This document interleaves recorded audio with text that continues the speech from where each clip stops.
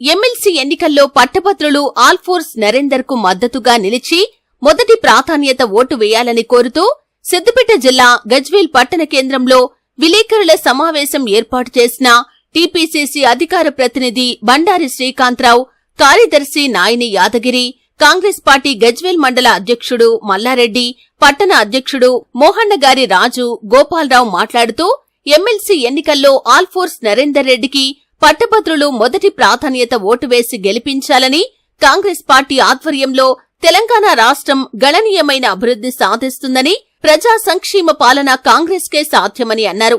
ఈ కార్యక్రమంలో పెద్ద ఎత్తున కాంగ్రెస్ పార్టీ నాయకులు, కార్యకర్తలు పాల్గొన్నారు. ఎన్నికలు గజ్వేల్ నియోజకవర్గంలో దాదాపుగా 8,000 పైచిలుకు ఓట్లు నమోదు కావడం జరిగింది. మా అందరి బాధ్యత ప్రతి ఓటర్ని కలిసి రేవంత్ రెడ్డి గారి నాయకత్వాన్ని, మహేష్ గౌడ్ గారి నాయకత్వాన్ని వాళ్ళ ద్వారా ఓట్ల రూపంగా ఓట్లు వేయించి గజ్వేల్ కాన్స్టిట్యున్సీ మొదటి కాన్స్టిట్యున్సీ మెజారిటీలో కూడా చూపించేటువంటి ప్రయత్నం మాది. మేము చేసినటువంటి కార్యక్రమాలు, రేవంత్ రెడ్డి గారు చేసినటువంటి కార్యక్రమాలే మా ఆల్ఫోర్స్ నరేందర్ గారి విజయానికి చాలా సహాయపడుతుందని చెప్పి కూడా మీ ద్వారా తెలియజేయడం జరుగుతుంది. మరి ముఖ్యంగా మీ ద్వారా ప్రతి ఓటర్కి రిక్వెస్ట్ చేయడం ఏంటంటే, సీరియల్ నంబర్ 2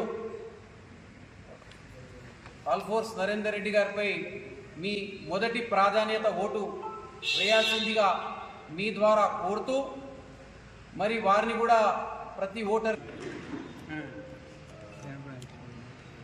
ఈ కాంగ్రెస్ పార్టీలో జరిగేటువంటిది సర్వసాధారణం. అన్నతమ్ముల మధ్యలో ఎన్నో ఉంటాయి.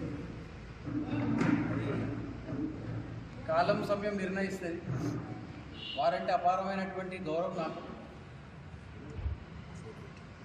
ఎవరైతే మీరు అన్నారో వారు అపారమైనటువంటి గౌరవం.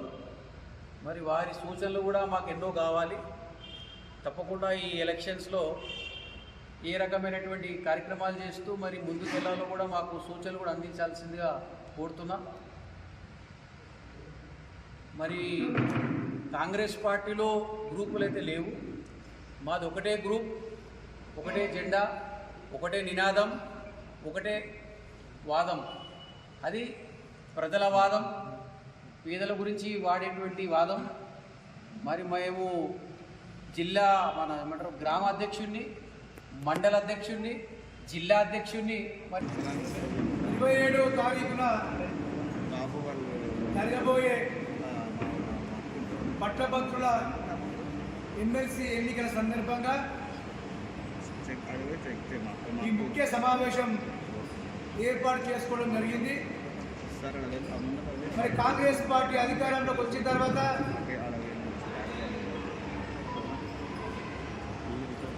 మరి రేవంత్ రెడ్డి ముఖ్యమంత్రి అయిన తర్వాత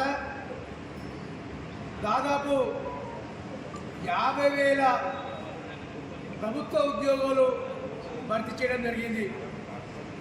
ఇంకా ప్రైవేట్ పరంగా కాకుండా ప్రభుత్వ ఉద్యోగాలే 50,000 వరకు భర్తీ చేయడం జరిగింది. మరి ఎప్పుడు